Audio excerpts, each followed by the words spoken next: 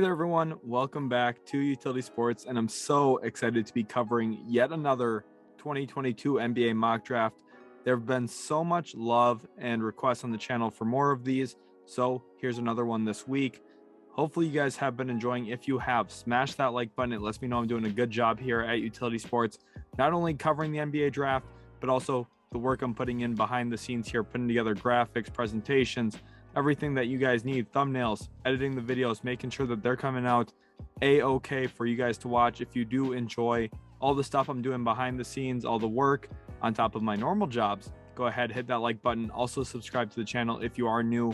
90% of our viewers are actually not subscribed to the channel, which means you very likely might not be, which it would be awesome if you could go ahead, take 1 second of your time and absolutely make my day by hitting that subscribe button. And now I am also going to ask you guys to go give us a follow on our Twitter. Our Twitter could definitely use a little bit more love. You guys have been doing a good job getting over there. We're actually going to be reading and checking our DMs right after this video comes out that same day. So if you have any questions for us, whether that's a video idea or you just have a generic comment about the channel, anything you want to say, whether you appreciate something, you think we could do something a little bit different, you'd like to see us do a couple different things in the channel, that kind of stuff. If you'd like to see more live streams, go ahead and DM us on there. And if you're following us, we will be responding to DMs. So it'd be awesome to have you guys go give us a follow on Twitter. Again, the link is in the description for that. Would really appreciate you taking just a second of your time to go give us some love on the Twitter sphere. Now moving into the actual mock draft, the thing everyone clicked on for here, the Orlando Magic up first overall. And it seems like there's a real split between who's going to go first overall. For me, I feel one way, but I think in this video, I'm going to talk about the other potential outcome here, and one that I think a lot of Magic fans, first of all, are hoping for. And I think a lot of NBA fans think could potentially happen, and that is Jabari Smith here out of Auburn going first overall. And he's a player who is definitely deserving of that selection first overall. I'm just not sure if it's in this class that he's deserving of that, in my own opinion. And I think a lot of the reason why is people look at Jabari Smith as a better current player than I think he already is. For me, Jabari Smith is someone who could become an absolute dominant force on both ends of the floor, but right now he's not really there. But I think a lot of Magic fans are really set on him being the selection because they're looking for someone who could become dominant. The issue is I've heard a lot of people say that Jabari Smith is dominant offensively, and I don't think he's there yet. If any of the top three guys is that type of player, it's Paolo Banchero currently. I think Banchero is the better offensive player between the three of them with Chet, Jabari, and Paolo. But I think a lot of people are looking at Jabari Smith as that type of player. For me, he's not. But what I do think he is the best shooter in the NBA draft class this year. And I think he's going to be someone who has a really nice jump shot, whether he's contested or not at the NBA level. I don't think there'll be a problem for him putting the ball in the hoop as a shooter. Now you might be asking, what's the difference between a shooter and a scorer? Well, most scorers can put the ball on the deck, get to the rim whenever they want. And I think those are two areas where Jabari's got to get a lot better. Am I saying he can't get better at those things and become a really great scorer? No, I'm not. I think that there's some serious upside here for Jabari Smith. He might become one of the better players in the NBA down the road. But as of right now, I think he's less of a finished product than some people seem to believe. But ultimately here, I could see Orlando spending the #1 overall pick on him, although I think that they might opt for Chet Holmgren. I think it's really split here, which is why in this mock, I am switching it up a little bit, because these are kind of a series for our regular viewers. So I want to talk about some of the different potential outcomes. Then pick 2, Oklahoma City here, happy to be along for the ride, because regardless of who Orlando takes first overall, Oklahoma City is going to be really happy picking second in this draft. Now, if they really love one of the two between Jabari and Chet, I think it's potentially an option for them to move up to #1 overall. We actually have a trade ideas video up on the channel. I highly recommend checking that out, Thunder fans, after this video, in which they potentially look to move up to #1. But here I have them just taking Chet Holmgren. They ride out the board and they say, yeah, we're good with either Jabari or Chet. Orlando, you make the tough decision and you give us the other guy. And I think ultimately here, Chet Holmgren was the supposed sweepstakes coming into the year. And then the play of Jabari Smith, the play of Paolo Banchero, and even the play of Jaden Ivey definitely raised them up boards to a point where it became a competition for the #1 overall pick and less of a sure thing. Most talent evaluators, like myself, tend to see Chet Holmgren being the first overall pick, whereas I think more fans like to look at Jabari Smith probably being the first overall pick. And there's a real divide there. Now, I think realistically, either of them could go first overall, and I think both are deserving of that when you look at the long-term potential of the two. But in this mock, I have Chet happily going second overall to Oklahoma City. And I've seen way too many comments saying this guy's Alexei Pokusevski. Just because he's skinny and white does not make him the same player. I can't believe I have to say that. But if that was the case, then we can call Adam Morris and Larry Bird, because both of them were white wings who could shoot the basketball. Like, that's just not the same player. And if his name was Alexei Pokusevski, he'd already be on the Thunder and we'd already know who he is as a player. Chet Holmgren is not on the Thunder currently.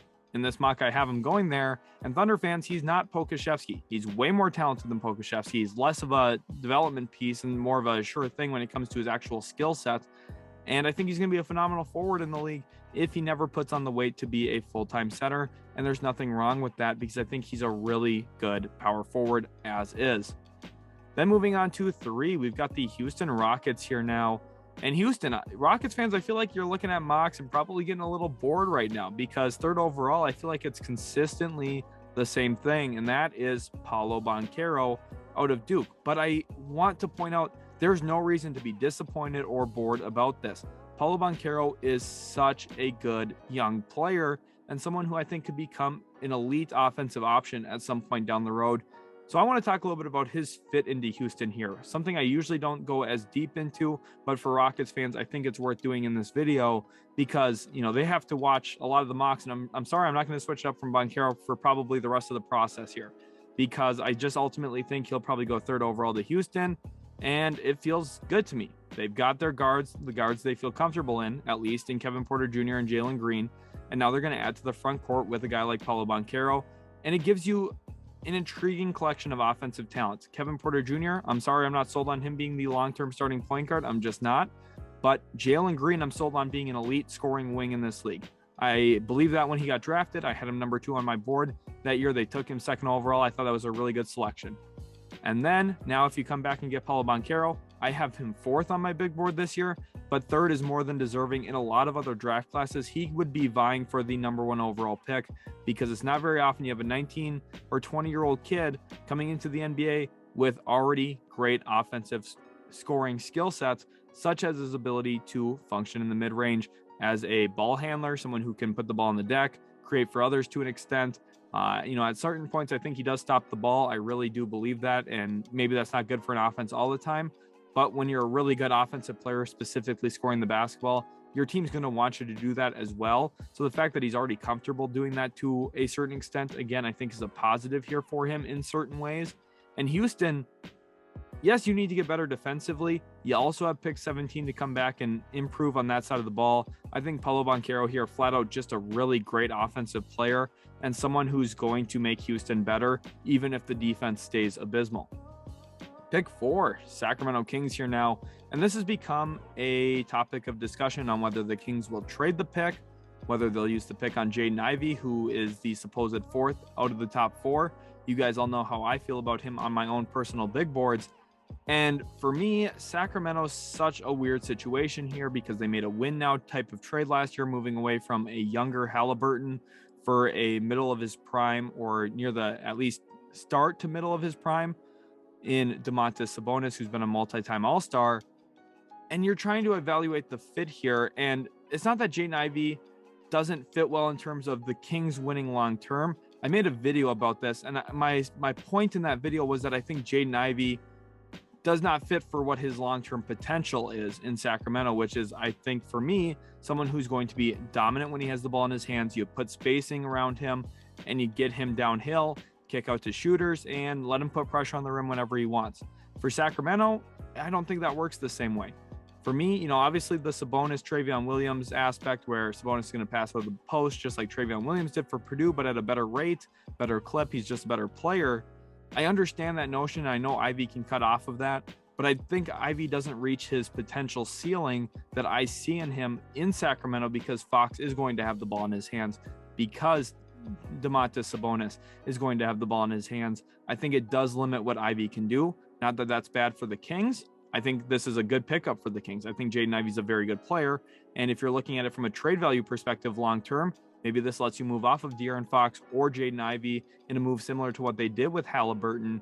And Monte McNair, I know he knows how to evaluate talent. I think he's an underrated GM. And I think, honestly, ownership there in Sacramento is putting too much pressure on him to win right now, because I loved what he was building long-term with the guard trio there of Fox, Halliburton, and Davion Mitchell. Even though the fit was a little weird, the talent was there. He made the move for Sabonis. I think that they want to make the playoffs.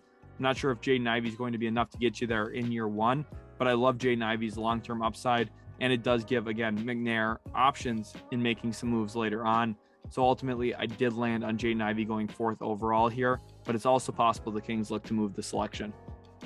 Pick 5, Detroit here now, and I'm sure Pistons fans are pretty sad to see Jaden Ivey go off the board, but there's another player here who I think the Pistons fans would really like to see playing in that Detroit jersey, and it's going to be Shaedon Sharpe here, a kid who never played a collegiate game yet is generating a lot of buzz, specifically around the NBA draft.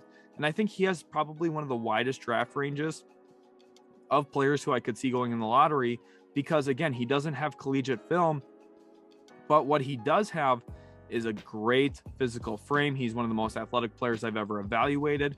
He jumps out of the gym. He's got really good coordination as a finisher. He's got the length that you're looking for. Everything athletically, which is one of the most important things this time of year, points to Shaedon Sharpe being a top 5 selection. And I think the Pistons here do finalize that, selecting him 5th overall if Jaden Ivey is off the board. And for me, Shaedon Sharpe, when you watch his high school film, there's a lot of things to point out about his ability to finish. He's already got pretty solid footwork. He's really solid around traffic. And I think he's actually going to get better in the NBA. And the reasoning why is the court is wider, which is a really important aspect for someone who can get to the rim as a slasher, because you have a little bit more spacing. There's less help consistently. And then you also look at the level of competition he was playing in high school. It's not like he was playing slouches. Now, he wasn't playing NBA level players, but he was playing some of the best collegiate or high school, players in the nation. And he was having a lot of success on a smaller floor. You put him on a bigger floor, more spacing, more talent around him. I think that we're going to have pretty good results from Shaedon Sharpe as early as year one, honestly, in Detroit. And I think he's a really interesting fit as well next to Cade Cunningham. Pick 6, the Indiana Pacers here now. And for Indiana, of course, not what they want to see. Pacers fans, I'm sure, are bummed to see both Ivey and, at this point, Shaedon Sharpe off the board. But 6th overall, there's a ton of talent in this class, which is why it's one of the most intriguing draft classes in recent memory. And 6th overall, I have the Indiana Pacers going with Benedict Mathurin out of the University of Arizona, a player I really like to watch from this draft class. I think he's got a lot of the skill set you're looking for, and I think he's actually a perfect fit into Rick Carlisle's offense, specifically around Tyrese Halliburton. Tim Hardaway Jr. for the Dallas Mavericks had a career year under Rick Carlisle, and Carlisle for a long time has been known for helping improve jump shooters, specifically from behind the three-point line. He saved a lot of different players' careers by improving their three-point percentage while they were playing with the Dallas Mavericks for over a decade. And now I think Benedict Mathurin is going to be another benefactor of Carlisle's coaching successes, because Mathurin, a very similar player to Tim Hardaway Jr. in terms of the elevation on his jump shot, physical frame, kind of everything that you'd look at in Tim Hardaway, I think Mathurin is, but better. And I think ultimately in Indiana, that athleticism next to Halliburton, his ability to put the ball on the deck, score the ball off the dribble, is going to be widely appreciated by Carlisle and the coaching staff there in Indy. Pick 7 now, the Portland Trailblazers here on the board. And this is a fun one here for me. ESPN analyst, or should I say former ESPN analyst, or soon to be former ESPN analyst, Mike Schmitz, of course, got hired by the Portland Trailblazers, and he's very widely recognized as one of the best talent evaluators in the world. And I, for the most part, agree with that.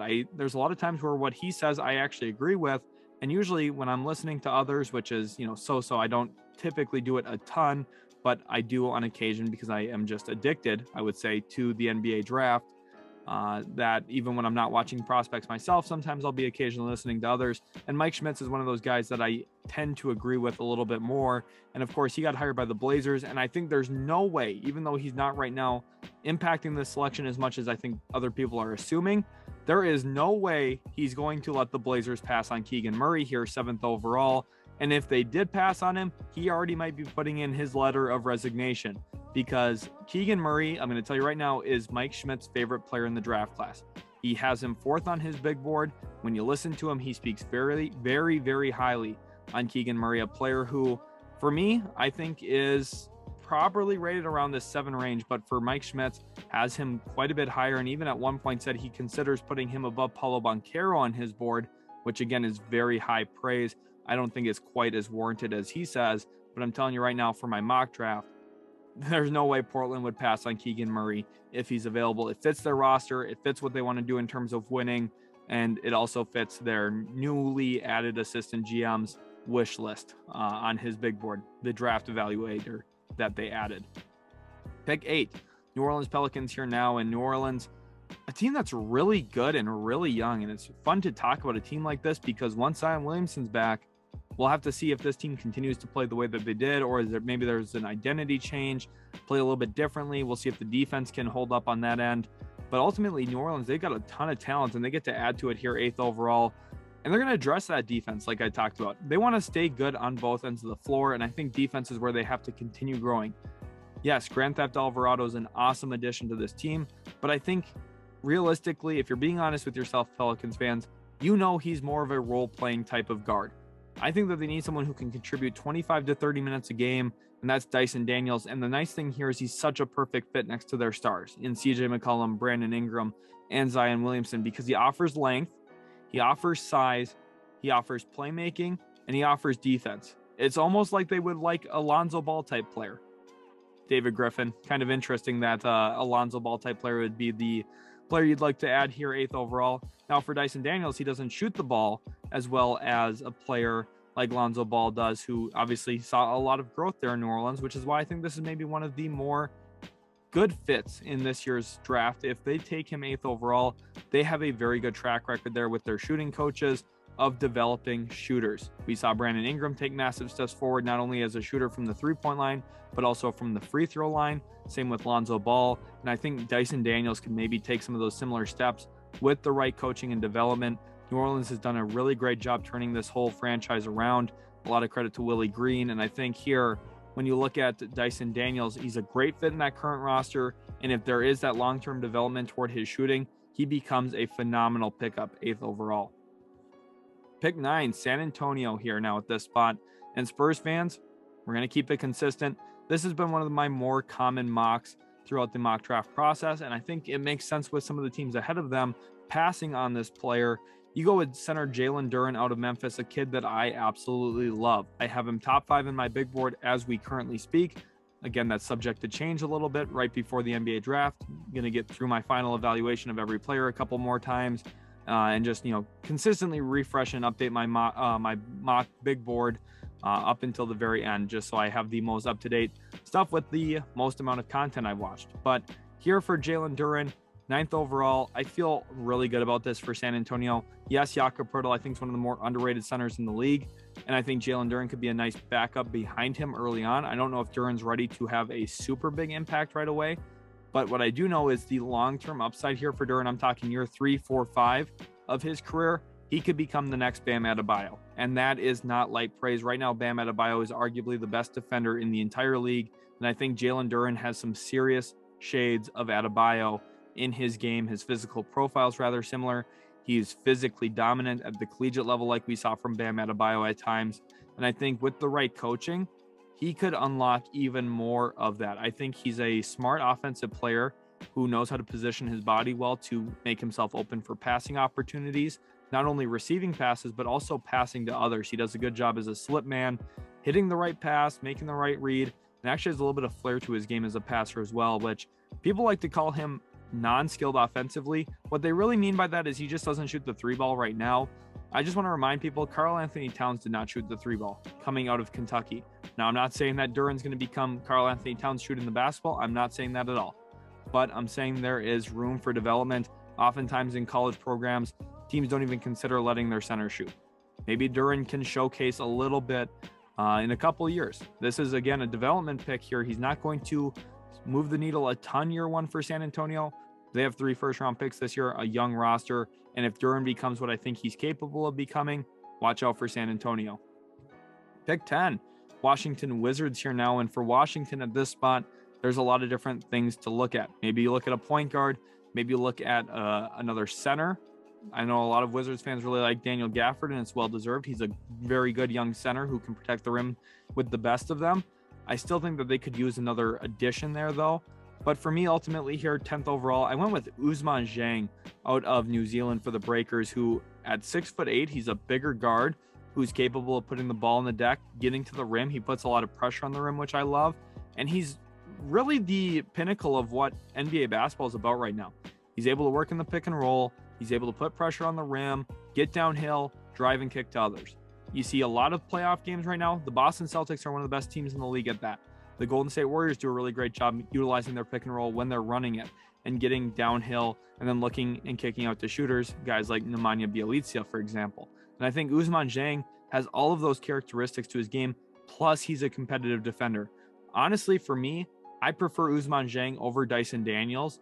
I know that's somewhat divided there. I know some people really like Daniels, some people don't.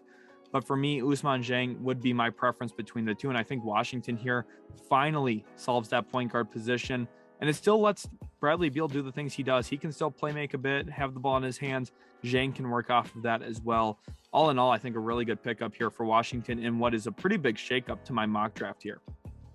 Pick 11, New York Knicks now on the board. And the Knicks are in an intriguing position. I made a video on the channel about their potential move to get Jalen Brunson. I think they're trying to set themselves up for that.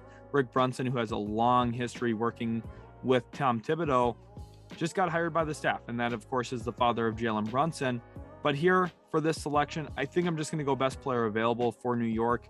And that's AJ Griffin, son of Adrian Griffin, who's another NBA coaching candidate right now from the Toronto Raptors. And AJ Griffin is a very NBA-ready offensive player, specifically as a shooter, which I think for any Knicks fans watching this team, yes, you've got wings right now, but I think AJ Griffin's just an upgrade, specifically because he's got decent size, especially when it comes to his width. He's a very strong player who's going to be able to bang with the best of them. And honestly, at the start of the NBA draft process, a lot of people were presuming this guy would be a top 3, maybe top 5 pick because of his athletic profile. And yes, he did lose a little bit of a step this year because of some injuries. If that returns, this could be an absolute steal for New York at pick 11. And then you also consider the fact that he shoots the ball extremely well. I'm talking north of 45% from 3 this past year at the collegiate level. That's really hard to replicate for any other player in this class. I already titled Jabari Smith the best shooter in the class, and I believe that because of his ability to make tough shots. But I think that AJ Griffin, in terms of catch and shoot situations, probably is number 1 because he's going to play perfectly into that role off of a guy like Julius Randle, off of RJ Barrett. And I think it opens up the Knicks offense a little bit more. Number 12, the Oklahoma City Thunder here now.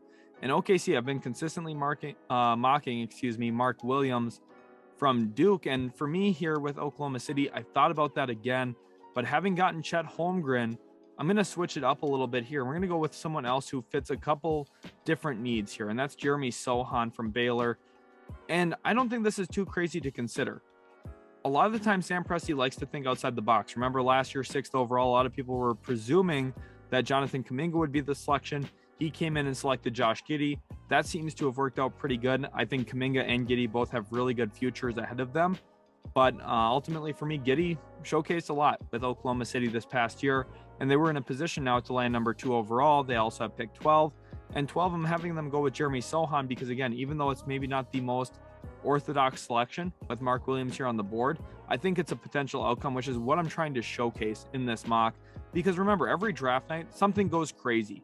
And I'm trying to cover not only all the things I think will actually happen, but also some of the unexpected outcomes that still are sensible. And I think that Sohan here at 12 is sensible. He's one of the biggest risers throughout the draft process here. He's got very good length. He's a smart defensive player. And this still addresses that front court need. I think he's a great fit next to a guy like Chet Holmgren. And with Holmgren on your roster, you can play that inside out game still because Holmgren can work with other bigs like Sohan who don't shoot the ball super well currently.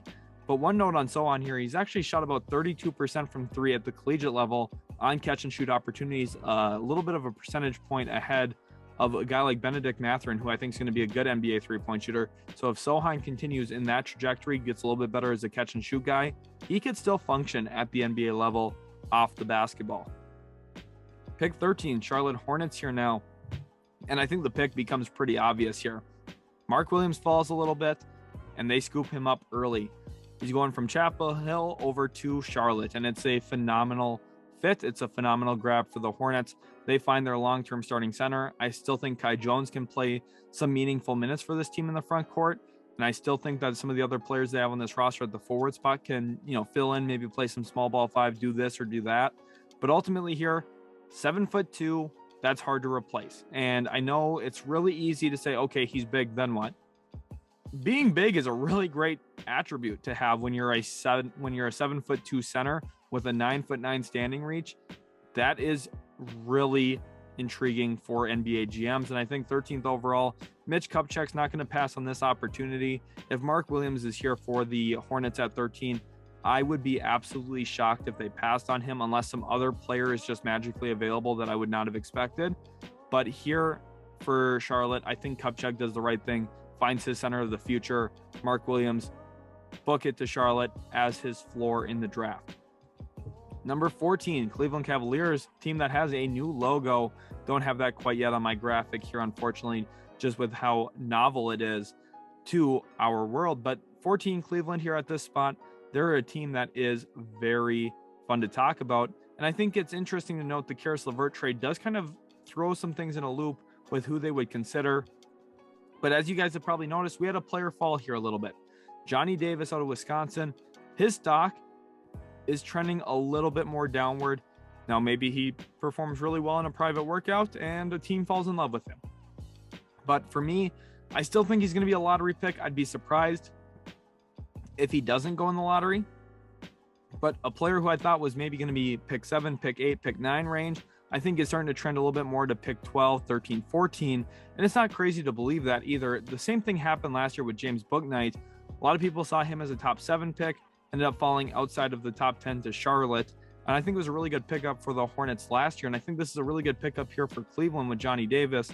Now, it's a little contradictory with the whole Karis LeVert trade, but ultimately, if they feel like, hey, we don't want to get an extension done with him based on the numbers he's asking for, Johnny Davis is your insurance here. And you could probably play Davis next to Karis LeVert. I know that fits a little clunky, probably don't have enough three-point shooting on the floor at that rate. But with how good Garland is, and if Mobley takes a step forward as an offensive player, specifically from behind the arc, you can maybe get away with it a little bit. And Cleveland's really built on their defense anyway. So adding a little bit of offensive firepower here in Johnny Davis, who can get his shot off on the mid-range specifically off the dribble, I think that adds a lot of value here for Cleveland long-term. 15, Charlotte on the board again. And after drafting Mark Williams, this team finds themselves in an interesting situation where they're going to look to add even more talent. And I think Tari Eason here fits the bill for exactly what they're looking for. Another big physical wing who can help this team defend out in space, can protect the rim a little bit. Oh, and by the way, he's going to bully you offensively. When you get to a 7-game series against the Charlotte Hornets down the road, you're not going to want to play this team if they have Mark Williams and also Tari Eason. That's just a lot of size, length, physicality that you have to deal with. And by the way, they're both really athletic. And I think Charlotte here, a team that has some athleticism already in guys like Miles Bridges. And I think James Bouknight's an underrated athlete. And I think Kai Jones is a pretty good athlete in the front court when he starts to get more minutes. You put a slew of defensive athletes who can do some other stuff offensively next to LaMelo Ball, and you're cooking with fire there. I think that Charlotte is a team that if they capitalize on these two draft picks here, 13 and 15, whether that's via trade for a guy like Rudy Gobert, or maybe in actual instance where they do draft their players like Mark Williams and Tari Eason in this instance, you're adding a lot of talent at key needs, and Charlotte's becoming a very good young team that is going to be in the playoff mix for at least the next decade. Pick 16 now, the Atlanta Hawks here at this spot, and talking about a team that has really emerged when it comes to playoff relevancy. Trae Young has changed this franchise. I feel really happy for Hawks fans, and I'm a Mavericks fan myself, so there's a little bit of bad blood supposedly on Twitter between these two franchises. But as a Mavs fan myself, I don't understand why. Both teams are really happy with who they got. Mavs got Luka, Hawks got Trae Young. Both teams have made it to conference finals already. Those two teams are the winners of the draft there. And it's awesome to see both teams having such success. And 16th overall now, the Hawks, I have them going with Malachi Branham, who has a ton of visits with teams in the lottery. I considered him strongly in the lottery, but there's just players who I think their talent trumps what Malachi Branham brings to the table. But he is a very young player who shot the ball well. I wouldn't be absolutely shocked if he goes in the lottery. I landed on him here 16th overall to Atlanta, though, because I think when you look at Atlanta, and I know people are going to be saying, oh, we have Bogdanovich, we have Kevin Huerter. Those are two of the most popular names to pop up in trade talks. Now, does it mean that Atlanta is going to move them? No, but at the same time, when you look at the forward spot, they have John Collins. They still have other players under contract as well when it comes to guys like DeAndre Hunter. They've got, obviously, Danilo Gallinari for another year. Then they got Onyeka Okongwu. I mean, there's not a lot of needs here in Atlanta. I think it's about trying to find a potentially good player that they would like to add to their roster and then let him develop. And I think Malachi Branham fits that mold fairly well. I know this doesn't address their backup point guard need, but 16th overall, maybe a little rich in this class to take a guy like Ty Washington, who seems to have slipped a little bit in the eyes of a lot of evaluators. Pick 17, Houston Rockets here now at this spot. And after grabbing Paolo Banchero 3rd overall, this is Rafael Stone's opportunity to cash in on another draft asset that he got from that James Harden trade. And it really has changed the outlook of this franchise. Now, the one thing here I'm going to say, everyone feels really good about, oh, we have pick 17 in this draft. I do want to point out the Rockets were winning 50-plus games pretty much every year with James Harden. Yes, I know he ended up hurting his hamstring. Doesn't look quite the same. I think Harden's going to get back near relevancy again to where he was at. Now, I don't think he'll ever be a 35-point per game scorer again, but I think he'll be capable of scoring, like, say, 27 and 10 every night in the NBA. That's really tough to do. But Houston here now, 17th overall. With all those draft assets, I have them landing on Ochai Agbaji here with this one. Specifically, when you look at the addition of Paolo Banchero, you feel pretty good about your 4-man. Alperen Şengün's your 5. That's a good combination of length at that spot. You still have Christian Wood on this roster who they could look to move. And then 17th overall here for Houston. What you're looking at with adding Ochai Agbaji is an upgrade over Jae'Sean Tate, who I know a lot of Rockets fans really like. I do too. It was a phenomenal signing from Rafael Stone. A really good find from the NBL for a player who's on a really cheap contract. He's young still. Not super young there in Jae'Sean Tate, but young, still near the heart of his prime. And for what Houston is adding here, Agbaji enters your starting lineup, Jae'Sean Tate comes off the bench, and you start to feel really good going from a player who doesn't shoot the ball a ton to a player who can really knock it down from 3. You put that around Jalen Green, you put that around Şengün, Christian Wood, you put that around Paolo Banchero, and then you look long-term and you feel pretty good about Jae'Sean Tate coming off your bench for the next few years as well. Pick 18, Chicago Bulls here now. And with Chicago on the clock here, there's a few different things to look at. I love looking at the backup center position, but there's a lot of divide right now on if Walker Kessler is worthy of a top 20 selection or not. Some people look at him and say, well, he's 7'1" and protects the rim with 4.5 blocks a game at the collegiate level, was the defensive player of the year. And then other people say, yeah, but he doesn't move super great laterally. Offensively, he's kind of shaky, doesn't shoot the 3-ball super well. I think down the road, Kessler could shoot the 3-ball well. But here at this spot, I opted for a guy in Kendall Brown who, again, doesn't shoot the 3-ball well, but at least brings you that length and defensive versatility where he can switch out in the perimeter. As a forward, obviously, you expect him to do that, but he does it fairly well. He has a lot of length where he's going to get into the passing lanes, really disrupt a lot of stuff out in traffic. He's going to create havoc, which I think is always a positive, especially for a team like Chicago, where when Alex Caruso and Lonzo Ball were out, which I think specifically for Lonzo is going to be somewhat of a consistent theme here, you need to have other players who have the length and ability to disrupt offense. And then you look at Chicago as well. Assuming they can retain Zach LaVine, you're going to have lineups where you have on the floor LaVine, Ball, Caruso, Kendall Brown, and say a Nikola Vucevic or a Patrick Williams. Maybe you play smaller with Kendall Brown kind of as your pseudo 5, or maybe you play a little bit bigger with Vucevic as your 5, Kendall Brown as your 4, and you've still got enough offense and a blend of defense in there with Caruso, Ball, and Kendall Brown, but LaVine, Vucevic carrying the offense Lonzo Caruso working off of those two, and Kendall Brown kind of getting acclimated to the mold. He's a player who I thought earlier in the year could have been a top 14 pick, so going in the lottery. Then he kind of started to slump a little bit more. There was a question going around about why people think that Jeremy Sohan's a better player than Kendall Brown. It's because he's a smarter defensive player. Kendall Brown right now is a good athlete. I think he's a better athlete than Sohan, and I think ultimately probably has a better offensive game in terms of his ability to shoot the three ball, which I know is really questionable right now because Kendall Brown does not shoot the three ball well either. I think he kind of naturally fits a little bit more, whereas Sohan's a little bit clunkier in terms of his off-ball role. But what I think here is Sohan is just a better defender. I think he's a better playmaker. I think he's just better at a lot of different things than Kendall Brown, which is why I have Kendall Brown going later. Pick 19, Minnesota Timberwolves now on the board, and I think this is going to be a home run selection, whoever they select here, because Tim Connolly, their new president of basketball operations, was such a good hire. I continue to try to spread the word on that in these videos because people need to know how good of a hire that is. That is a franchise-defining hire and really goes to show that the direction of this franchise, since the sale by Glenn Taylor to Alex Rodriguez and his business partner, it has changed everything for the Minnesota Timberwolves. I think the Chris Finch hire has changed everything, and I feel like Minnesota is so much better today than they were 12 months ago even, and I think that's going to continue here with the Walker Kessler selection. Wolves fans, I know you guys are hungry for another big next to Karl Anthony Towns. I think the interior defense with Naz Reid on the floor was just basically non-existent. Naz Reid got bullied fairly consistently down low, and even though he's got an intriguing offensive game because he can shoot the three ball, and I think he's a smart competitive player, it's just a massive upgrade here going to Walker Kessler. Specifically, when you look at Finch's blitzing style defense that he's had to employ there, one issue for Minnesota is I just don't think they had enough length on the floor outside of Karl Anthony Towns, and you try and counteract that here with a 7'1" player with a really good wingspan. And by the way, again, he averaged 4.5 blocks a game. Like, I don't know if people are understanding how many blocks a game that is. That is insane. Duke averaged 6.5 blocks as a team. Walker Kessler averaged 4.5 blocks a game individually.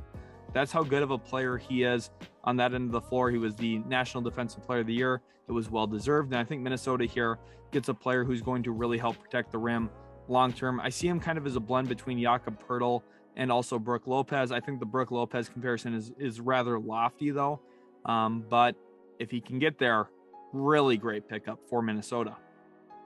Pick 20, San Antonio Spurs here now. And at this spot, after going Jalen Duren 20, or at 9, at 20, they're kind of playing with house money here because they can go a bunch of different ways. They could look guard, they could look forward, they could even look at another big if they really wanted to, if a Jakob Poeltl trade is in the coming future. But here, I'm going to have them go with Jaden Hardy. And I know a lot of Spurs fans are going to be, well, we took Primo last year. You guys have 3 first-round picks. Okay, you've got stuff to work with here. You've already addressed a big need with a backup big. Let's go for the boom pick here. And this is an interesting era of Spurs basketball. They've had a lot of executives leave over the years because they're getting hired by other teams. They're getting advancement opportunities in their career, and those people should take those advancement opportunities. But what you see is a changing in expectations, a change in how things work, a change in draft evaluation, and just an overall change throughout the franchise as people leave, new people come in. It does change everything about an organization. And San Antonio has been a lot more modern with some of their draft picks, a little bit less European draft picks. I know the Lucas Amanish one definitely pains Spurs fans. But here, I think Jaden Hardy, the boom on his potential is so high that it's worth a top 20 selection in this draft. And honestly, if he goes outside the top 20, I think there's a lot of mistakes being made. 21, the Denver Nuggets here now at this spot. And Denver, again, another example of the brain drain here that I'm talking about, where executives go out. We just talked about it with Tim Connolly going out to Minnesota. Even the Bulls, we could have talked about it with Karnisovas, who was the right-hand man to Connolly in Denver. Both of those guys are out. So now you have your third in line making decisions. Luckily here for Denver, I think they're a really good franchise, and I trust their organization to have made the right decision and have the right people in place that are going to continue to make good decisions around their MVP, which is why I have them going with EJ Liddell here out of Ohio State, a player who I think is really polished. And as a junior coming out, will help Denver in their pursuit of winning now, which is really important. And you look at Aaron Gordon, how important Aaron Gordon was to acquire for Denver. You could say EJ Liddell fits right into that same role, but coming off the bench. And in fact, he's a better rim protector. And I think him and Aaron Gordon could actually play together as well, because they both shoot the three ball enough, both athletic enough, both do a little bit of different things offensively.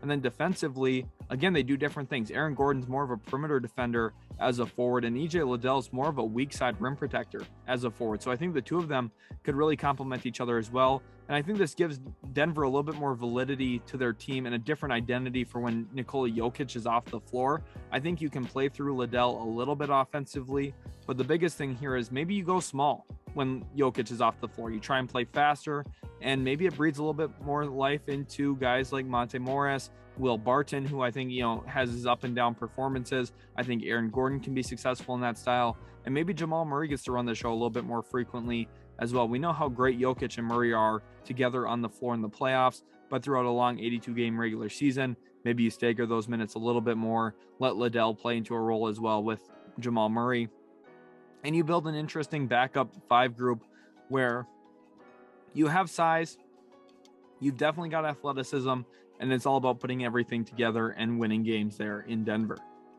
22 Memphis Grizzlies here now, and talking about great executives, Zach Kleiman, another example of it, winning executive of the year for Memphis. And I think here at this spot, he's going to make some good decisions. He's a smart executive, and again, at 33 years old, winning executive of the year, that is highly impressive. Hopefully in 11 years, I'm winning an executive of the year award. I can only cross my fingers. 22nd overall, though, here we have Ty Washington out of Kentucky going here to the Memphis Grizzlies. And I think this is really led by the fact that Tyus Jones is due for NBA free agency. He's going to have a very strong market. I think that a lot of teams are going to offer him the mid-level exception of around $10.264 million a year. Memphis might be willing to offer that, but some team might fly in and give him $15 million a year, or like we saw with Ricky Rubio from the Phoenix Suns a few years ago, maybe even $17 million a year, which is a very rich price point for a guy like Tyus Jones, and one that Memphis, when Ja Morant's due for a contract extension, is not going to be able to afford. So instead, you go this route. You draft a new young backup point guard, hope he develops pretty quickly and can play into the same role that Tyus did there in Memphis. And I think Ty Washington, it's funny, they go from Tyus to Ty.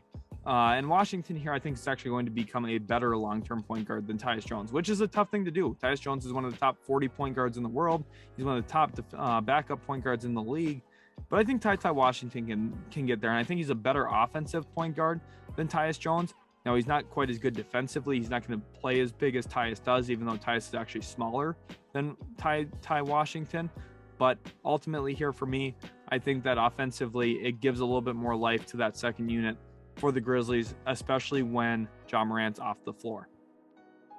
Philadelphia here now, and it's funny seeing Philadelphia back in the mock draft. Of course, the Brooklyn Nets opted to defer that selection to next year that they had from Philadelphia, and you have to understand why. From Brooklyn's perspective, they're going to look to trade that pick probably this offseason and upgrade their roster. It gives them a little bit more flexibility, and it was not shocking to see that. So now with Philadelphia here back on the clock, what I'm looking at here is Nikola Jovic, who slid a little bit in this mock, down a few spots. And I think this is a little too low for him in terms of where his draft value is. I would draft him maybe even as close as being near or even in the lottery, because you're looking at a 6'10" player who's got a really smooth stroke from the perimeter. And he's also someone who can put the ball in the deck a little bit, play make for others to a certain extent, can run a team in transition. And I think Philadelphia here, you're looking at adding a little bit more skilled perimeter play around James Harden and Joel Embiid. Yes, the defensive questions are there for Jovic. He's not very good when it comes to moving his feet laterally, but ultimately here, Nikola fits into Philly with his offensive game that complements their 2, maybe 3 stars if you include Tyrese Maxey. 24, Milwaukee here now. And at this spot, Milwaukee obviously bummed to see Ty Washington off the board, and also Nikola Jovic, who would have been a great fit next to Giannis Antetokounmpo. But 24th overall, they did get a good one here in Jalen Williams out of Santa Clara. And I think one key thing, when we saw the playoffs this year, what played out? Chris Middleton goes down. This team, their guard/forward depth was a little questioned, right? Bobby Portis, an awesome player. I think their front court is good, but I'm talking more about that wing position. They're 2 or 3. And when Middleton was out of the game, it hurt. They need to add another playmaker who's comfortable running the offense through the pick and roll. And Jalen Williams did a ton of that for Santa Clara this past year. And he's one of the lesser known names in this year's draft, but a player who's going to have a nice impact on an NBA roster. And getting him here 24th kind of fills that backup need. I think he's going to be a better long-term player than Grayson Allen. His size, his ability to handle the basketball, I think is an underrated characteristic of him as well. And I think he fits pretty good here into Milwaukee. He's becoming more and more of a lock in my NBA mock drafts, specifically for the first round. And I would be pretty surprised, honestly, if he doesn't go within the first 30 selections. 25, San Antonio on the clock again. After going Jalen Duren and Jaden Hardy, they find themselves where they're probably looking forward, but there's a few other things they could consider as well. And I've actually opted for Jake LaRavia here out of Wake Forest. Everyone welcome Jake LaRavia to the mock draft. First time all year he's included in the first round mock draft. But again, I think with how talented this class is, there's so many players that deserve to be in here. I've got about 35, 40 players that I could see being first round worthy selections. And it goes to show how strongly deep this class is. That's really where this class is at its best, the depth here. There's so many players who can actually play into roles. And LaRavia is an interesting one because he's actually capable of putting the ball on the deck as a 4, playmaking for others as a bit, can knock down open jump shots, can play with his back to the basket to a small extent. San Antonio finds the 4-man that they're looking for at 25, which is what makes the Jaden Hardy, Jalen Duren selections, which are a little bit longer term outlook selections, work really well here because LaRavia probably gets the most play time out of the 3 of them in year 1, but then Hardy and Duren might become the best players that they selected in this draft. And LaRavia, I think, is going to have a nice long career as well. So ultimately here, San Antonio gets 3 players that I think are going to be good long-term, and 2 guys who could boom in Duren and Hardy as well. So I feel really good about San Antonio's draft here in a way that, you can't really say for other teams historically that have 3 first-round picks. I think this is a phenomenal outcome. 26, my Dallas Mavericks here now on the board. And after a disappointing loss to the Golden State Warriors, where they just simply got outplayed in a lot of games and outshot, there was a lot of concerns for me with the Dallas Mavericks. And one thing that I think here is you look and find a seriously good shooter, and that's Hugo Bassan, who can do it off the bounce. He can do it off the move, whether you're running pin down screens for him. He's working off of double drags, doing it off the bounce himself, creating an isolation. He does it all and more. And I think there's one other element to his game that Dallas is lacking right now, and that's someone who is another fluid playmaker without having to slow the game down too much. Now, Jalen Brunson, yes, he's the secondary playmaker there in Dallas, but he plays at a pace eerily similar to Luka Doncic in terms of the fact that neither of them go super fast, don't put a ton of pressure on the rim. And yes, Bassan's not the best finisher in this draft, but he's a quicker decision maker than Jalen Brunson. And not that he processes the game faster, but he doesn't rely on stride stops, doesn't rely on up and unders as frequently as a smaller guard like Brunson. And not that Hugo Bassan's better than Jalen Brunson, I'm not saying that. But I think Dallas here, if you're looking for a complementary player to add next to Luka, next to Brunson, and next to Dinwiddie, who I think one of those 3 players is going to be probably off the team within the next year and a half, probably Dinwiddie, maybe Jalen Brunson to New York, possibly. There's a video up on the channel about that. Hugo Bassan fits right in nicely. And by the way, he was at a Dallas Mavericks game in person. They seemingly might be courting him. I think there's a little bit of a relationship between an entrepreneur that is a partial owner of the New Zealand Breakers and also Mark Cuban. Obviously, that's probably business relations, but you never know. They probably talk about basketball a little bit here and there. So Hugo Bassan potentially could be a Dallas Maverick when it's all said and done. 27 here now. Miami Heat here at this spot. And for me with Miami, there's a couple different options here. But I'm going to go with the one that has been most reliable to me, and that's Trevor Keels out of Duke, a player who, even though he did not participate in the NBA Draft Combine, specifically the scrimmages, which I would have really liked to see from him, and he measured in a little bit smaller, actually around 6'4", when a lot of people were looking at him as maybe, a 6'5", 6'6", which is, yes, it's only an inch or 2 difference, but that's pretty vital. You're talking about point guard size compared to shooting guard or small forward size. That is a pretty big difference between those 2 things. But for me here with Miami, the reason why Keels still makes sense First of all, look at his physical frame. He looks like a Miami Heat player, which I know sounds silly to say as an evaluation, but it's just the truth. They have a certain type of player that they're looking for that will fit Heat culture. I think Heat culture is one of the most well-known cultures in the NBA because of how seriously they take it, and it definitely does play into their talent evaluation. And also when you look at their positioning right now on the wings and who they're going to have to contend with 4 years to come in the East, you got to have physical players who can stay in front of Giannis, make him work. You have to have players who can challenge Jason Tatum, who can challenge Jaylen Brown, who can give a tough time to Marcus Smart. You have to have players like Trevor Keels who are going to do the dirty work defensively and play aggressively offensively too in their gaps when they're given opportunities to do that. And Keels really showcased a lot of capability of doing that this past year with Duke, where he was playing in a role in the collegiate level, which you typically don't see as much, but Duke had a lot of pro talent. They had 5 guys who could be first round worthy selections. I think in this mock, I only have 4 of them getting drafted in the first round, but Trevor Keels here, 27th overall, I think just fits Miami, not only culture-wise, but also the role that they're actually looking for.